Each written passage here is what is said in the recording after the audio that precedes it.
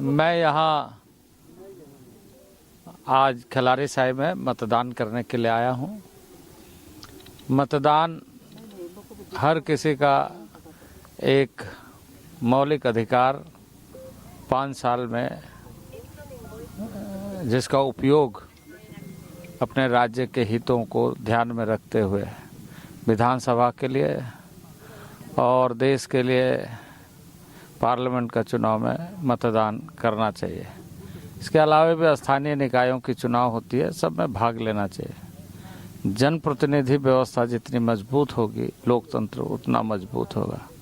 जन आकांक्षाओं को समझ करके जब जनता अपना मत देती है तो जनप्रतिनिधि को इस बात का ध्यान रखते हुए कि राज्य के नीतियों में, देश के नीतियों में।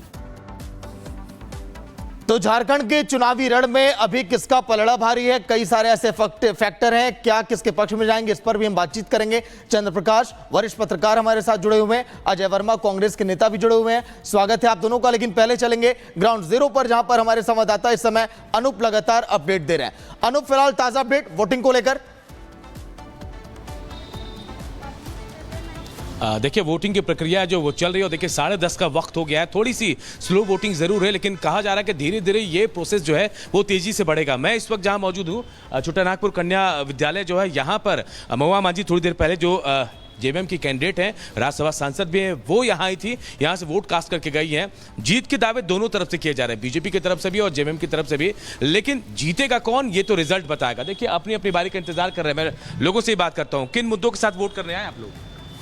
अपना देश के लिए, बढ़िया के लिए, देश के लिए। हाँ, मतलब आप बताइए, मुद्दे क्या है? विकास ही मुद्दा है।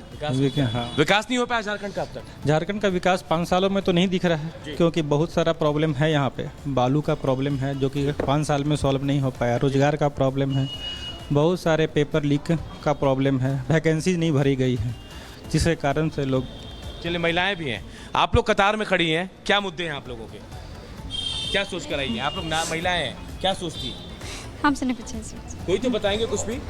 हम किसी को नहीं देंगे वोट। किसी को नहीं देंगे? नहीं। नोटा दबाने वाली है? हाँ, नोटा। चलिए मैडम, आप बताएंगे क्या सोचकर हम देख रहे हैं कि किस तरीके से यहाँ पर लोगों में एक्साइटमेंट जो है वो देखी जा रही है। कतारों में खड़े हुए हैं लोग। हमारे साथ चंद्र प्रकाश जी हैं, वरिष्ठ पत्रकार हैं, उनके पास जाएंगे। चंद्र प्रकाश जी, पहला फेज किसका क्रेज, ये बड़ा सवाल है और सभी की नजरें टिकी हुई हैं। सुबह से हम देख रहे हैं लाइनें बूथों पर लगी हुई हैं, क्या कहेंगे? देखिए, अब तक के अगर हम पिछले चुनाव से इसकी तुलना करें, क्योंकि तुलना का आधार हमेशा पिछला चुनाव होता है, तो पिछली बार इनकी जो आज अब इंडिया कहा जा रहा है, इंडी गठबंधन, तो इंडी गठबंधन की पिछली बार ज्यादा बढ़त थी, ज्यादा उनकी सीटें थी। लेकिन आप स्पष्ट रूप से देख सकते हैं कि जो दोनों प्रमंडल जिसमें जो पहले चरण में जिसमें चुनाव हो रहे हैं आज, उन दोनों में इनकी जमीन खिसक चुकी है। जो बड़े विषय हैं, जैसे अभी आपके जो रिपोर्टर थे बात कर रहे थे, हालांकि रांची की सीट थी, रांची की सीट पर सीधे वो राष्ट्रीय वो बात कह रहे हैं जो सबके मन में है कि भाई विकास नहीं हुआ, रोजगार नहीं हुआ, पेपर लीक हुए। तो ये जो मुद्दे हैं ये नीचे तक गए हैं। ऐसा नहीं है कि सिर्फ ये राजधानी में या 2-4 लोगों के मुद्दे हैं, ये लगातार पिछले 5 साल हमने लगातार इन मुद्दों को झारखंड में होते हुए देखा। और सबसे जो बढ़कर मुद्दा है वो है इस्लामीकरण। जिस तरीके से आदिवासी अस्मिता के साथ खिलवाड़ एक कथित आदिवासी सरकार ने किया, और जिस तरीके से वहां पे घुसपैठियों को लाकर इस्लामिक वहां पे स्टेट बनाने की कोशिश की, चाहे वो आज आपका जो भी गजवा हिंद का जो एक पूरा पकड़ा गया था पिछले कुछ दिनों पहले, 15 अगस्त को दिल्ली में सीरियल ब्लास्ट होने वाले थे, जो साजिश का भंडाफोड़ हुआ था, सारे के सारे जो आतंकवादी पकड़े गए थे हजारीबाग के जंगलों से, और ये दिल्ली की पुलिस गई थी, गिरफ्तार करके लाई थी, बहुत ज्यादा मीडिया में चर्चा नहीं हुई थी। तो लेकिन ये लोकल मीडिया में लोकल जनता तो देख रही है ना कि उनके बीच में आज अलकायदा, आज ISIS ऐसे संगठन खड़े हो गए। अब कोई आजसू और झामुमो इनकी बात नहीं करता, आज वहां पे अलकायदा और खुरासान की बात होती है। तो झारखंड को ये दिया है वहां की कथित आदिवासी सरकार ने पिछले 5 वर्ष। हमारे साथ अजय वर्मा साहब भी जुड़े हुए हैं, अब क्योंकि इंडी गठबंधन के सहयोगी हैं तो मेरे ख्याल से वो जवाब भी देना चाहेंगे। अजय वर्मा जी, मुद्दे बहुत सारे, डेमोग्राफिक चेंज का मुद्दा है, कई चीजें जो अभी चंद्र प्रकाश जी बता रहे हैं उनको भी हाईलाइट किया गया। नक्सलवाद एक समस्या बनी हुई है, आदिवासियों की जो पहचान है उसके साथ कहा गया कि कॉम्प्रोमाइज किया गया है, कई ऐसे मुद्दे हैं। तो कितना फायदा आपको मिलता इंडी गठबंधन में दिखाई दे रहा है? क्या आपको सिनेरियो लग रहा है? पहले फेज की वोटिंग लगातार जोरदार तरीके से चल रही है। देखिए, सबसे पहले तो मेरी नमस्कार। और जिस जगह भी आज चुनाव हो रहे हैं, वायनाड में हो या झारखंड में हो या और बाकी 36-33 सीटों पर हो बाय इलेक्शन में, मैं अनुरोध करूंगा देश के उन वोटरों से कि अधिक से अधिक संख्या में देश में, प्रदेश में, क्षेत्र में स्थिरता के लिए और ढकोसलों से बचने के लिए और सोशल फैब्रिक बचाने के लिए वोटिंग करें। मेरा यही अनुरोध उन वोटर से। अब मैं दूसरी चीज ये बताना चाहता हूँ, झारखंड की भौगोलिक स्थिति, शायद दिल्ली में बैठे हुए उन जो कम बैठे हुए पत्रकार हैं जो एसी में पत्रकारिता करते हैं, या जो राजनीतिक विश्लेषण है, या जो सेल कंपनी और मुखौटे चेहरे हैं, उनको इसका आइडिया इसलिए नहीं कि वो केवल भाजपा मूवमेंट को ही देखते हैं। तो झारखंड के मूवमेंट पर मैं ये बताना चाहता हूं कि सबसे पहले तो झारखंड में एक नाराजगी ये है कि आदिवासी राष्ट्रपति का अपमानित करने का काम राम मंदिर में। ठीक है अजय जी, चंद्र प्रकाश जी, लगातार नजर हमारी बनी रहेगी। सबसे बड़ी दिलचस्प बात यह भी है कि जो आदिवासी रिजर्व सीटें हैं वहां पर इस समय वोटिंग ज्यादा है। बहुत बहुत शुक्रिया, रिपब्लिक भारत में आप लोग जुड़े यहां पर। तो देखिए, लगातार इस समय झारखंड में चुनाव तो चल रहा है, लेकिन अब बारी है बुलडोजर फैसले को लेकर जो आज सुनवाई है देश की सर्वोच्च न्यायालय में।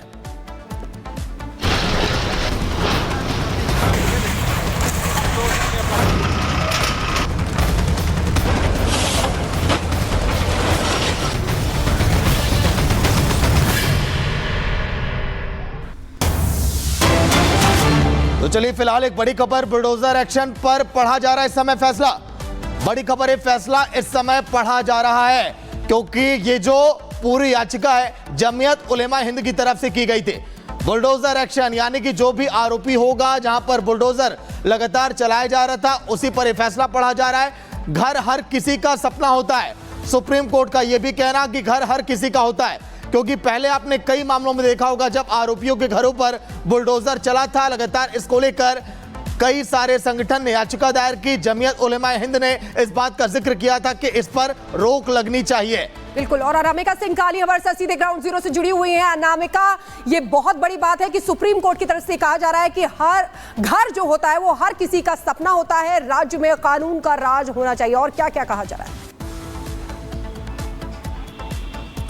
देखिए, अभी फिलहाल जो फैसला है सुनाया जा रहा है, दोनों जो जज हैं बैठे हुए हैं और फैसला पढ़ा जा रहा है। इस बीच टिप्पणी जो उनकी ओर से की गई है वो दरअसल वो ये है कि हमारे सामने ये प्रश्न है कि क्या कार्यपालिका किसी ऐसे शख्स का घर छीन सकती है जिसके ऊपर अपराध के आरोप हो, यानी कि जो कोई अपराधी हो जिसके ऊपर कभी कोई मुकदमा हो, एफआईआर दर्ज हो, तो क्या कार्यपालिका के पास ये अधिकार है कि वो उस घर को छीन सके, उस सपने को तोड़ सके, क्योंकि घर हर किसी का सपना होता है। और उसी को लेकर के एक टिप्पणी और भी की गई है। दरअसल ये कहा गया है कि राज्य में कानून का राज होना चाहिए। तो कानून के राज के तहत ये भी देखिए बड़ी बात यहाँ पे कही गई है कि क्या अपराध करने के आरोपी या दोषी ठहराए जाने के व्यक्ति की संपत्ति को कानून की उचित प्रक्रिया का पालन किए बिना गिराया जा सकता है, ये भी सवाल खड़ा हो रहा है।